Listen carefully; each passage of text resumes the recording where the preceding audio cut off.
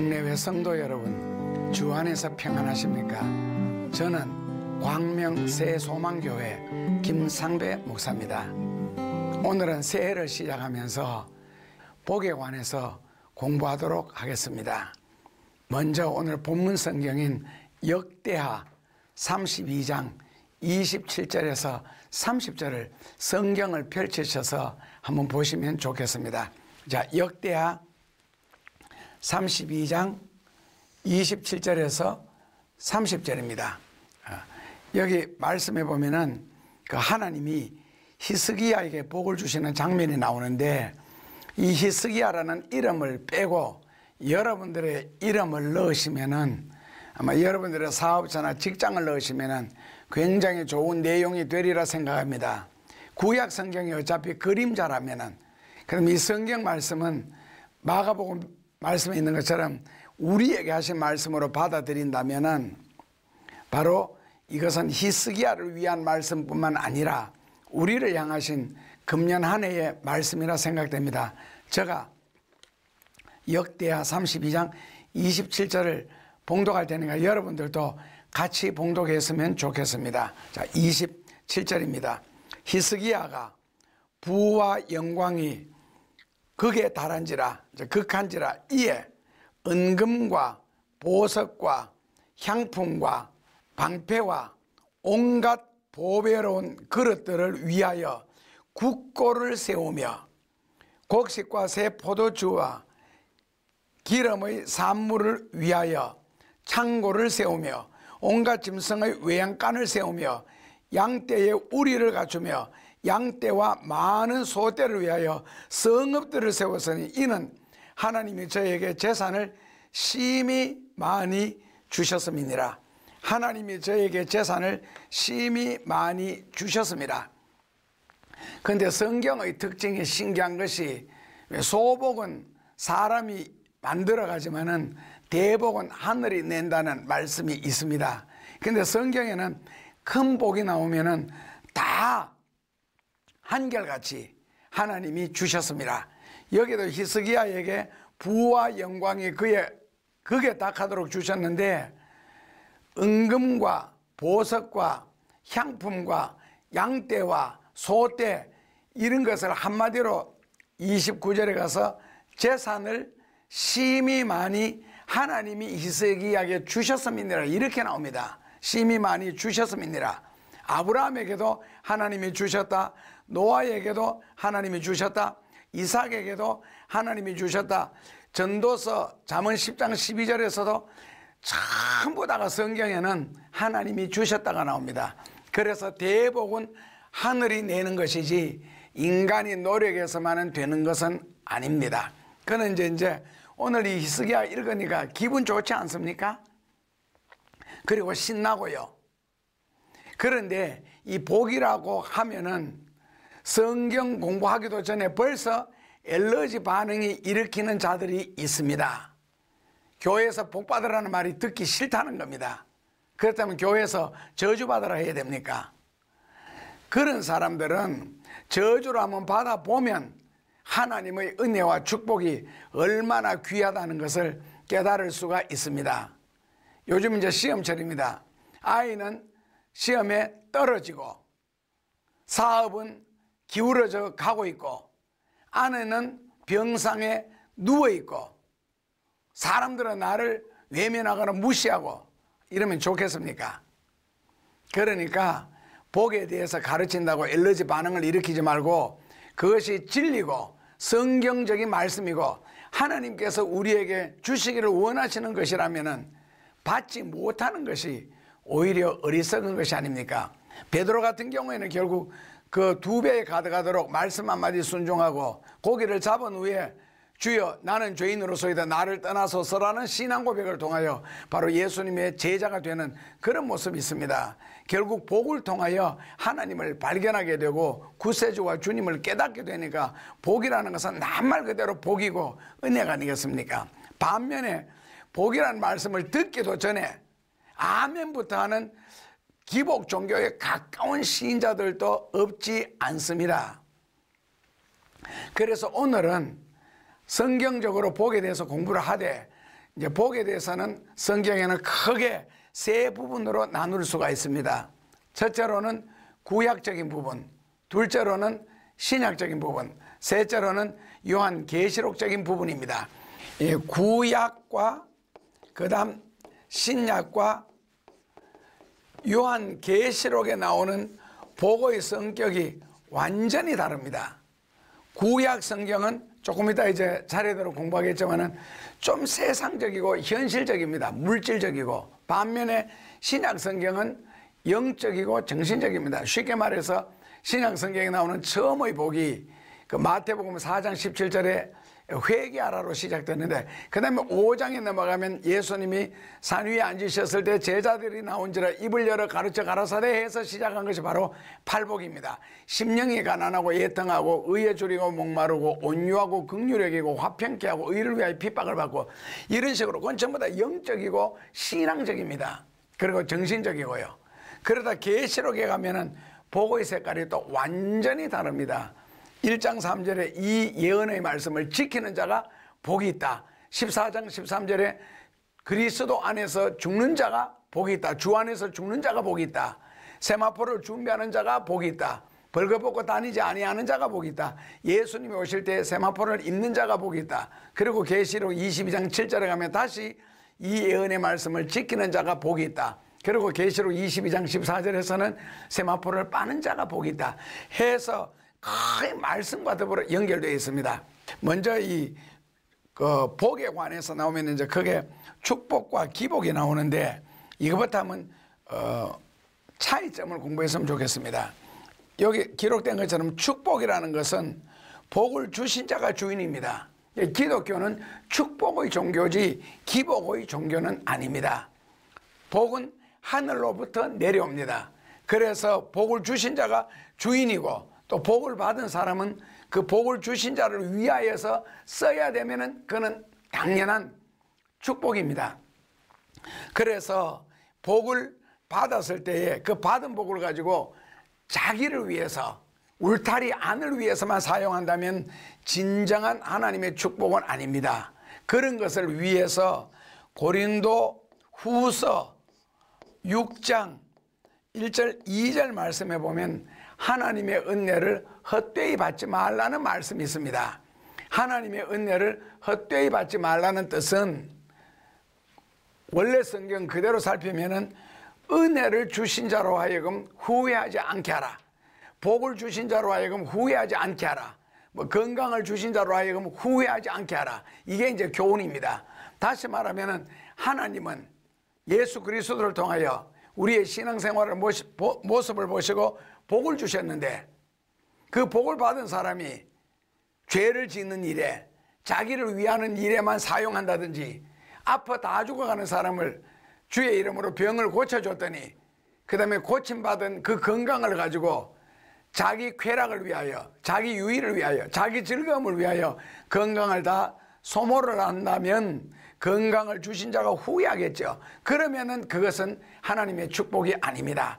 오히려 몸이 약해서 죄를 짓지 않고 물질이 없어서 죄를 짓지 않는다면 그것이 하나님의 축복입니다. 고로 축복이라는 것은 복을 주신 자가 주인이지 받는 자가 주인이 아니라는 것을 명심하시고, 기복이라는 것은 무엇이냐? 빌기자 복복자입니다. 오직 복만을 비는 거. 옛날에 정한수를 떠놓고 빌던 그런 시절요. 이것은 축복이, 즉 복이 목적이지 그 외에는 없습니다. 그 자기 소원대로 되었다. 그 다음에 감사하기 위해서 정한수 떠놓고 비는 사람 봤습니까? 이게 자기의 어떤 소원을 이루어지기 위해서 오직 빌기만 하는, 이게 복이 목적입니다. 축복은 복을 주신 자가 주인이시고요. 그래서 성경에서는 시편 16편 2절에 주 밖에는 나의 복이 없사오니, 참 멋있지 않습니까? 하나님이 나의 복이고, 그 찬송 부를 때도 복의 근원 강림하사 찬송하게 합소서. 그래서 하나님 한 분만으로 만족하고, 하박국 3장 17절 18절에 있는 것처럼 하나님의 구원을 인하여 기뻐하고 포도원의 소출이나 양떼 소태 때문에 즐거워하는 것이 아니라는 겁니다. 하나님의 구원이 나의 기쁨이고 그것이 복이다. 주 밖에 나의 복이 없사오니 할 정도로 주 밖에도 나의 복이 많지요. 건강에는 물질이나. 그러나 적어도 이 정도 신앙 고백은 되어야 참된 신앙이 아니겠는가 하는 생각을 해봅니다. 자, 둘째로는 이 복이라는 것을 한번 정리를 해보겠습니다. 구약 성경의 복과 신약 성경의 복과 요한 3서에 나오는 복이 있고 조금 아까는 계시록적으로 나오는 복이 또 있는데 복의 성격적으로 보면은 구약은 뭐라고요? 물질적이고 세상적이고 인간적이고 육신적인 거. 이 복의 성격입니다. 신약에서는요 영적이고 정신적이고 신앙적인 거. 그 다음에 계시록에는요 철저하게 말씀 중심으로 순종할 수 있는 거. 아주 독특한 복이죠. 이렇게 복의 성격으로는 세 부분으로 나눌 수 있는데 원어 성경으로 볼 때는 구약 신약 이렇게 두 부분으로 나누어집니다. 구약에서 복이라고 하는 단어를 사용할 때에 여러분들이 히브리어를 써도 이해 못 하실 테니까 그냥 이해된 말로 하겠습니다. 히브리어로 복이란 무엇이냐? 무릎을 꿇는다. 이게 이제 복입니다. 무릎을 꿇는다는 말을 우리말로 다시 바꾸면 무슨 뜻이죠? 예, 기도한다. 그러니까 구약적으로 말하면은 기도하는 것 자체가 복입니다. 반대로 바꾸면은요, 기도 생활 안 하는 것 자체가 복의 반대편에 있는 겁니다. 하나님 앞에 무릎 꿇는 것 자체가 복입니다. 기도하는 것이요. 복 받은 사람만이 기도할 수 있고 복을 못 받은 사람은 기도하고 싶어도 기도가 안 됩니다. 성경 찬송가 들고 교회는 다닐 수가 있습니다. 그러나 기도가 안 됩니다. 왜? 기도는 복을 받은 사람만이 하는 것이기 때문에 그렇습니다. 그 다음에는 하나님을 찬양하는 것도 마찬가지입니다. 찬양이나 기도는 히브리 원어에서는 같습니다. 그러니까 찬양을 옛날 말로는 곡조 붙은 기도 이런 식으로 표현을 하셨잖아요. 옛날에는 곡조 붙은 기도 찬양한다 그러는 말이에요. 그래서 기도나 찬양은 같은 단어인데 복을 받은 사람만이 찬양할 수가 있다는 뜻입니다. 그래서 찬양을 히브리어로는 데빌림이라 그러고 기도는 히브리어로 데빌롯이라 합니다. 이건 데빌롯이고 요거는 데빌림이고요. 그러니까 어근이 같습니다. 하나님 앞에 드리는 거죠. 그래서 이 찬양을 하거나 무릎을 꿇거나 그다음 무엇을 나누어 준다. 이게 무슨 뜻이죠? 구제한다는 뜻이죠. 넓은 의미에서는 선교하는 거예요. 그래서 구제나 선교는 아무나 할 수 있는 게 아닙니다. 바로 복을 받은 사람만이 할 수가 있는 겁니다. 그 다음에는 선하게 사는 것, 아름답게 사는 것, 그러니까 죄를 짓지 않는다는 뜻이죠. 이것이 구약적으로 복이라는 뜻이고 신약 성경에서 복이라는 것은 은혜를 베풀어 주는 것, 그리고 번성하고 잘 되는 것. 이거 약간 구약적인 성격을 띠고 있습니다. 그 다음에 하나님 앞에 드리는 거죠. 봉헌, 하나님 앞에 뭔가를 드리는 것. 이것은 이제 봉헌의 중요성을 조금 이따 공부하겠습니다. 그 다음에는 다른 사람을 칭찬할 수 있는 거예요. 요즘처럼 시기와 질투, 미움, 냉정, 무정 이런 것이 난무한 시대에 남을 격려할 수가 있고 다른 사람을 칭찬할 수 있는 것은 복받은 사람, 복받은 마음, 은혜로운 마음만이 할 수 있는 부분입니다. 그래서 여러분들이 복을 받았느냐 안 받았느냐 알 수 있는 것 중에 하나도 얼마나 내가 남을 격려하고 칭찬하느냐. 칭찬하면 고래도 춤을 춘다 했습니까? 그 먼 바다까지 가서 고래 보고 칭찬할 필요 뭐 있습니까? 옆에 있는 사람 칭찬하십시오.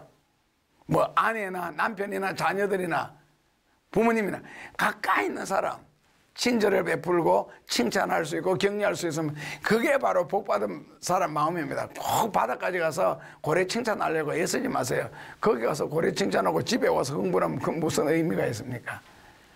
칭찬하는 거. 그리고 그 자기가 인생에 있어서 행복을 느끼는 거, 이거는 복받은 마음입니다. 그리고 다른 사람에게 자비를 베푸는 거, 긍휼을 베푸는 거예요.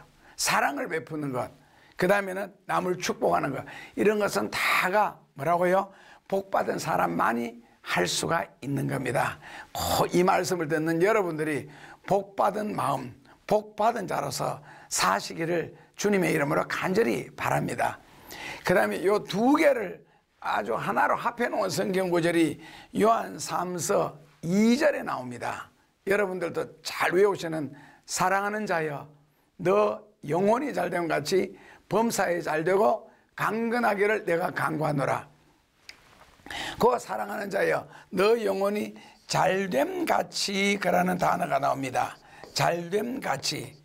이 잘됨이라 그러면 이 말이 바로 우리말로 복이라는 뜻입니다. 잘됨 같이. 이거 헬라어로 이제 소울스라 그러거든요. 이게 이제 잘됨 같이인데 원래는요 복이라는 뜻입니다. 잘됨 같이인데 이게 이제 복이라는 뜻인데 사랑하는 자여 너 영혼이 잘됨 같이. 그러니까 결국에는 영혼이 잘됨 같이. 영혼이 잘되기 위해서는 어떻게 해야 되죠? 찬송과 기도와 말씀과 섬김, 봉사, 전도 이런 것들이 영혼을 건강하게 하고 영혼에게 은혜를 공급하는 방법입니다. 귀한 말씀 듣는 거 이런 거요. 그런데 그 영혼이 잘됨 같이 그라는 말을 우리말로 바꾸면 영혼이 복을 받은 만큼이라는 뜻입니다. 영혼이 복을 받은 만큼. 그 다음에는 뭐라고요? 범사가 잘되고. 그러니까 영혼이 복을 받은 만큼 범사도 그만큼 복을 받는다는 뜻입니다. 그러니까 범사도 은혜 받은 만큼 잘 되는 게 이게 이제 성경적입니다. 그리고 우리가 오해하는 것은요, 강건하기를 내가 간구하노라 그랬는데 이걸 바꾸어 가지고 건강이라 그러더라고요. 건강 자체는 복이 맞습니다. 건강해서 주의 일 열심히 할 수 있고 바르게 사는 일에 도움이 될 수 있고 땀 흘려서 돈을 벌어서 선교하고 구제하는 데 도움된다면 건강은 분명하게 축복입니다. 그러나 건강하기 때문에 죄를 짓는다면 건강은 저주가 될 수가 있습니다. 그런데 영혼이 잘된 것이 범사가 잘되고 강건하기로 하는 것은요 건강이 아닙니다. 이게 무슨 뜻이냐면은 영혼이 잘되고 범사가 잘되는 것이 강건하기를 계속적으로 잘되기를 내가 간구하노라. 그러니까 한 1, 2년은 팍 잘되는데 그 다음에는 박상 망했다. 오늘 하루 종일 돈을 뭐 신나게 많이 벌었는데 집에 올 때 사고가 나가지고 번 돈보다 훨씬 더 많이 지출되면서 정신적인 큰 고통까지 겪게 됐다. 그러면 아니지요. 그게 강건이라는 말을 건강으로 오인하지 않으셨으면 좋겠습니다. 자, 그 다음에는 구약 성경에서 복이란 것은 어떤 것을 말하는가? 이제 성경 구절을 통해서 조금 구체적으로 보겠습니다. 먼저는 잠언 31장 30절 31절에 보면은 고운 것도 헛되고 아름다운 것도 헛되나 오직 여호와를 경외하는 여자는 칭찬을 받으리라. 그가 수고한 대로 모든 것을 받는다. 이런 말씀이 나옵니다. 그러니까 외적인 곱고 아름다운 것보다는 하나님을 경외할 줄 아는, 하나님을 섬길 줄 아는 그런 여자가 귀하다, 아름답다, 바로 복받은 여자다. 그러니까 우리말로 바꾸면은 꼭 이거 뭐 여자만 두고 하는 이야기 아니잖아요. 그 남자도 마찬가지겠죠. 결국에는 누가 복 있는 사람이냐? 사람을 잘 만나라는 것 같아요. 그러니까 결혼해서 여러분들도 뭐 너무 잘 아시는 시골에서 귀지대회 했을 때 넉자로 당신과 나 사이의 관계를 표현하려 했을 때 뭐라 그러죠? 아시죠? 평생 원수라는 단어 사용했습니다. 그렇다면 부부지간에 만나서 사는데 평생을 원수로 살면서 옛날 분들이니까 헤어지지는 못하고 사는 것, 이거 얼마나 고통스럽고 힘드는 이야기입니까? 평생 원수. 사람 잘못 만나서 고통당하는 경우가 참 많잖아요. 그래서 잠언 31장 30절에 그렇게 해놨습니다. 사람을 잘 만나는 것. 둘째로는 시편 128편 3절에 보면 128편 전체가 복입니다. 1절부터 쭉 나오는데 1절에는 여호와를 경외하며 그 도에 행하는 자마다 복이 있으리라 했는데 2절에 가면 너 손이 수고한 대로 먹을 것이요 너가 복되고 형통하리로다 하면서 3절에는 구체적인 설명이 나오죠. 너 집 내실에 있는 너 아내와 그리고 그 밥상에 둘러앉아 있는 너 자식들이 바로 너에게는 복이다. 그래서 여기는 보면은 이 자녀들이 다복하게 많은 거죠. 그리고 아내가 건강하고 잘 되는 것, 그 다음에는 이제 장수하는 것, 이런 것이 복이라고 했습니다. 그리고 세 번째로는 창세기 26장 12절에서 13절에 보면은 이삭이 블레셋 땅에 가서 이제 빌부터 사는 거죠. 그쪽으로 피난을 갔으니까. 근데 그 황무지 땅, 농사를 지을 수 없는 땅에다가 여기서 살려거든 살아라 했는데 그 땅에다가 그의 이삭이 농사를 짓습니다. 농사를 짓는데 몇 배를 얻었다고요? 100배를 얻었는데 플러스 하나님께서 복을 주심으로 번성하고 왕성하여 마침내 거부가 되었더라 이렇게 나옵니다. 하나님이 복을 주심으로. 그러니까 문제는 안 좋은 땅에서 안 좋은 환경에서 농사를 지었는데도 불구하고 하나님께서 복을 주시니 번성하고 왕성하여 마침내 거부가 되었다는 겁니다. 결국 여기에서 뭐가 중요하냐? 플러스 알파의 능력이죠. 플러스 알파의 능력. 그렇다면 이것을 다시 바꾸면요, 이삭은 농사를 지어 100배는 얻었는데 어린아이가 5병2어를 바쳤습니다. 이제 여러분들이 잘 아시는 5병2어를 들었는데 이것을 예수님이 뭐 하심으로요? 플러스 알파 하심으로, 즉 복을 주심으로, 기도하심으로, 축복하심으로 몇 명이 먹었어요? 어린아이가 갑자기 남자 장정만 5,000명 먹고도 12광절이 남았다. 그러면 여자 장정까지 먹으면 얼마가 됩니까? 그럼 할매, 남녀 어린아이까지 먹으면 도대체 몇 명이 먹었다는 겁니까? 분명하게 한 명의 식사불인데 내용이 원어 성경에 보면 멸치라고 했으면 작은 고기, 그리고 빵도 아이가 혼자 다 먹을 수 있는 정도의 크기의 사이즈, 꼭 수제비 많은 거예요. 그런데 예수님이 축사하심으로 복을 비심으로 이렇게 엄청나게 먹거든요. 바로 이 플러스 알파 부분. 그래서 하나님의 자녀들은 세상의 논리나 환경적으로만 사는 것이 아니라 하나님의 복이 있어야 살 수가 있다. 그래서 마침내 거부가 되었더라가 가능한 겁니다. 이것도 하나님이 복을 주심으로 가능한 겁니다. 그래서 복을 주심으로 창대하고 번성하여 마침내 거부가 되었더라. 하나님이 복을 주심으로입니다. 그러니까 농사를 짓는 거, 땀 흘리는 거, 거두고 수고하는 건 사람이 할 일이고 근본은요, 하나님이 복을 주셔야 됩니다. 아무리 농사를 잘 지어도 가을에 가서 거두는데 8월 말에 9월 초에 태풍이 불어와서 확 쓸어버렸다. 그건 저주잖아요. 그 1년 농사 완전히 헛농사를 짓게 되거든요. 그러니까 하나님이 은혜 주시고 복을 주셔야 됩니다. 그러니까 사람은 홀로 살 수 있는 존재가 원래는 아닙니다. 그리고 넷째로는 신명기 28장 8절과 신명기 28장 옆에 나오는 12절 말씀에 보면은 제가 8절을 한번 읽어드리겠습니다. 여호와께서 명하사 너 창고와 너 손으로 하는 모든 일에 복을 내리시고 너 하나님 여호와께서 너에게 주시는 땅에서 너가 복을 받을 것이며 손으로 하는 모든 일에 하나님이 복을 내리실 것이며 여기도 보면 하나님이 복을 내리신다 그랬습니다. 손으로 하는 모든 일, 이거는 사람이 할 일이고요. 그 다음에는 그 12절 말씀에 보면은 12절에는 여호와께서 너를 위하여 아름다운 보물 창고를 열어사 너 땅에 때를 따라 하나님이 복을 내리시고 너 땅에 때를 따라. 그러니까 이슬비는 봄에 내려야 되고 장마비는 여름에 내려야 되는데 이제 가을비는 식물을 익게 하는 건데요. 만약에 장마비가 가을에 내렸다 이러면 농사 마치거든요. 봄에 내렸다 땅 다 파버립니다. 해서 때를 따라. 굉장히 귀한 말씀입니다. 물질적인 것도 구약의 축복입니다. 그러다 보니 이제 구약 성경 이 복도를 이렇게 정리를 해보니까 하나의 특징이 나오지요. 구약 성경 축복의 특징이 뭡니까?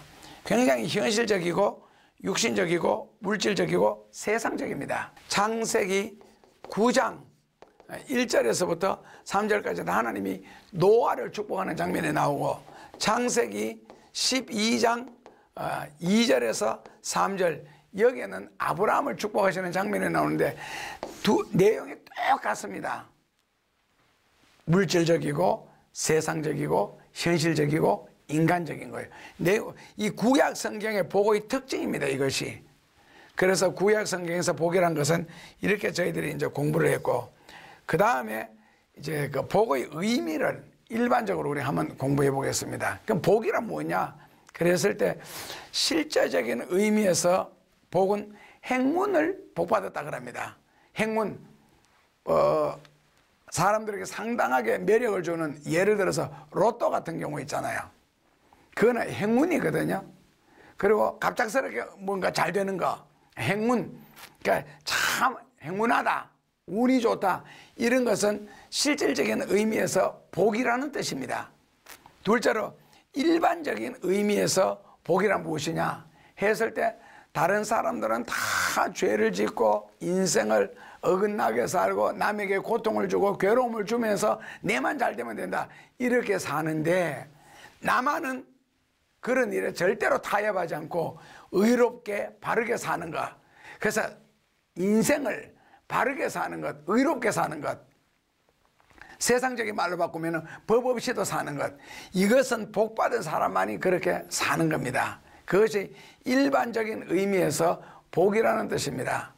그러니까 죄와 타협하지 않는 거예요.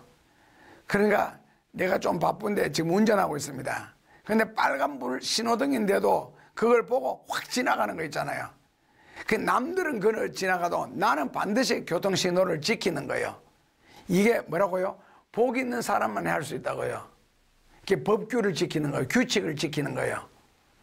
하여튼 구약 이 복이라는 일반적인 의미에서 그런 뜻입니다. 그리고 셋째로는 그 세속적인 의미에서 복이라는 것이 있습니다. 첫째로는 이 물질적으로 넉넉한 거예요. 이 물질적인 넉넉하고 여유 있는 것이 세속적인 의미에서는 복이고, 가난한 것은 복의 대상은 아닙니다.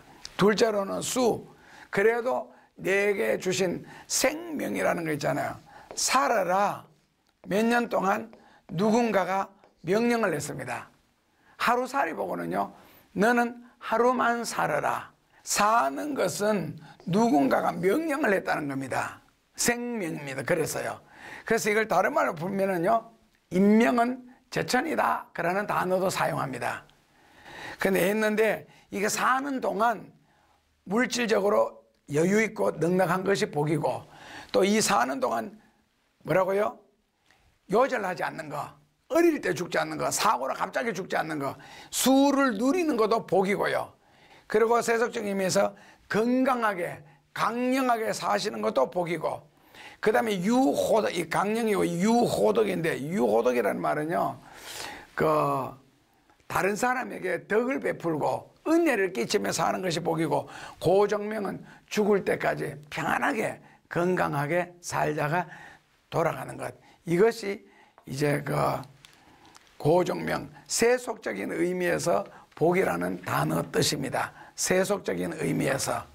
그래서 첫째로는 실제적인 의미에서, 둘째로는 일반적인 의미에서, 셋째로는 세속적인 의미에서, 넷째로는 종교적인 의미에서 복이 있습니다.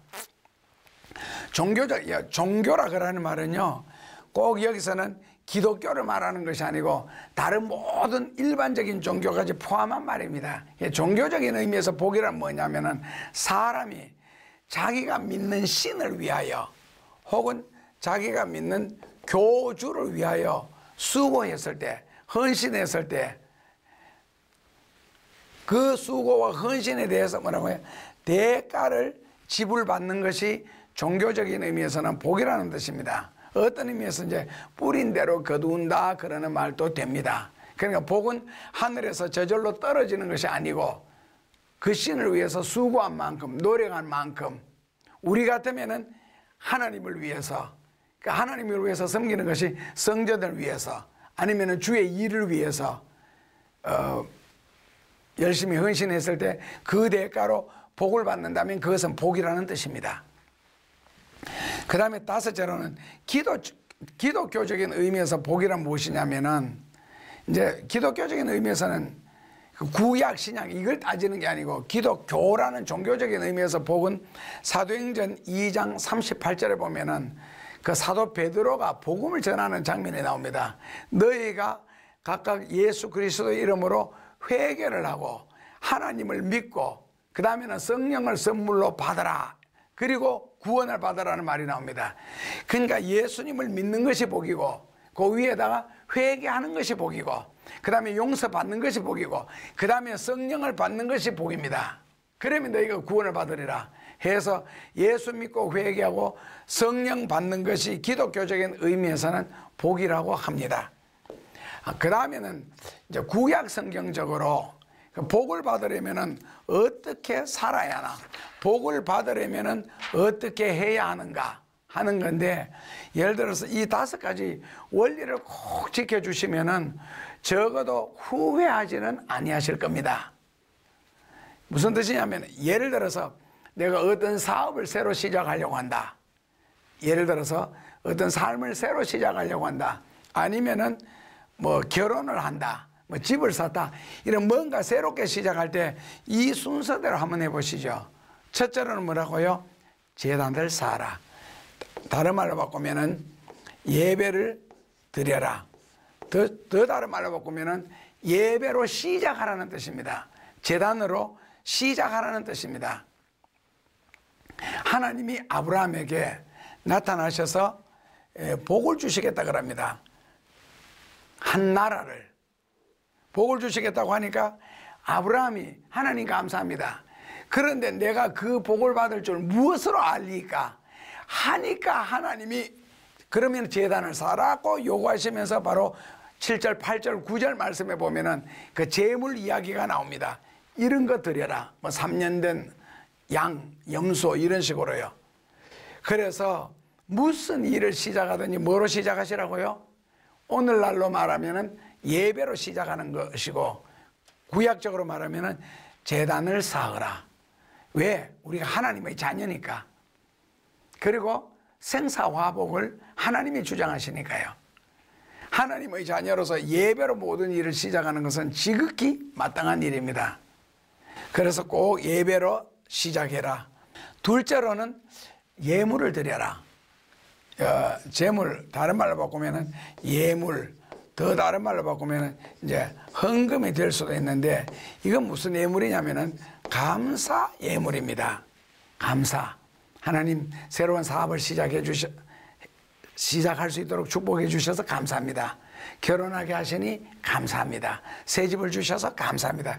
이런 식으로 감사를 드리는데, 왜 이 예물이 중요하냐면은 시편 50편 그 22절 23절에 이런 말씀이 나옵니다. 하나님을 잊어버린 너희여 이제 이를 생각하라. 그렇지 않으면 내가 너희를 찢으리니 건질 자가 없으리라. 22절에 하나님을 잊어버린 너희여 그럽니다. 하나님을 잊어버린 너희여. 새로운 일을 시작할 때 첫째로는 예배로 시작하지만은 둘째로는 반드시 감사 제물을 드리셔야 됩니다. 예물을 드려라 했습니다. 그래서 왜 제물이 그렇게 중요하냐면, 예물이라는 것은 예물을 그 코르반이라 그러잖아요. 히브리어로요. 코르반이라는 단어 뜻이, 예수님도 이 말씀을 사용하셨는데, 신과 인간, 그러니까 하나님과 사람을 가깝게 만들어주는 매개체가 바로 코르반입니다. 제물입니다. 쉽게 말하면은 아브라함이 언제 인정받았어요? 갈대 우르 떠날 때 아닙니다. 창세기 22장 12절에 보면은 하나님이 그런 말씀하시죠. 너가 너 아들 너 독자라도 내게 아끼지 아니하였은즉 내가 이제야 너가 나를 경외하는 줄 알겠노라. 결국 아브라함에게, 이제 인간으로 말하면 아브라함에게는 그 재물이라는 독자를 드림으로써 하나님으로부터 인정을 받는다고요.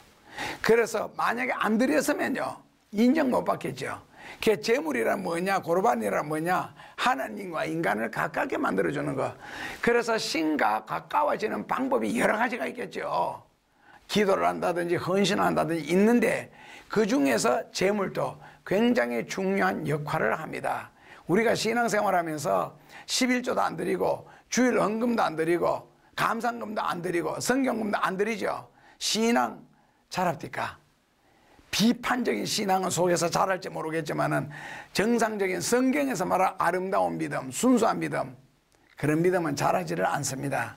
그리고 하다못해 자기 몸이라도 하다못해가 아니고요, 몸을 들여서 헌신하는 거 드리지 않고 주님 앞에 복 받은 사람이 누가 있습니까? 드리지 않고. 아브라함이 갈대우르 떠나자마자 복을 받았습니까? 아니죠. 너가 나를 경외하는 줄 이제야 알겠노라. 창세기 22장 12절에 이제야 알겠노라. 그리고 13절에 양을 발견하잖아요. 그리고 드리면서 14절에 하는 말이 뭡니까? 여호와 이레, 하나님이 준비하셨다. 그리고 15절부터 18절까지 절사에 보면은 창세기 12장에서 약속하셨던 그 축복들이 한목에 다 이루어진다고요. 그러면서 너가 나의 말을 준행하였기에 내가 이 복을 너와 후손들에게 주신다고. 복을 크게 주시는 이야기는 처음에 순종했을 때는 약속이고 결국 재물, 독자를 통하여서 인정받고 복을 받는 내용이 나옵니다.